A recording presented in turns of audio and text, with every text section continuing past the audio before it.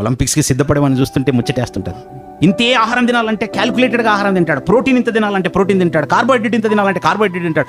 వాడు లెక్కలేసుకుని ఇది ఇంతే తినాలంటే అంతే తింటుంటాడు. మన శరీరాన్ని చాలా ఫిట్గా తయారు చేసి పెట్టుకుని ఉంటాడు. మరి మనం మన ఆత్మీయ జీవితంలో మన ఆత్మని ఎలా ఫిట్గా తయారు చేసి పెట్టుకుని ఉంటున్నాం? మన ఆంతర్య పురుషుడు దినదినం నూతన పరచబడుతూ సిద్ధపడి ఉంటున్నాడా?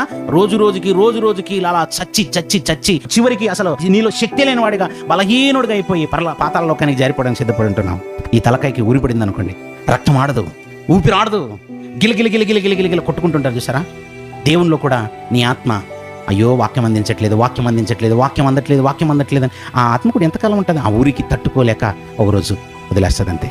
అసలు మీకు ఏం అనిపించట్లేదా? వాక్యం చెప్తుంటే కూడా అస్సలు నిర్లక్ష్యంగా ఉన్నారా? అయితే చాలా ప్రమాదంలో ఉన్నట్టు. మనకు బలం వాక్యం ఇవ్వాలి. ఆ వాక్యము మనకు బలంగా ఉంటే ఖచ్చితంగా మనం గురి వద్దకు చేరుకోగలం. లేదంటే నరకం మన కొరకు నోరు తెరుచుకొని రెడీగా ఉంటుంది. జాగ్రత్త.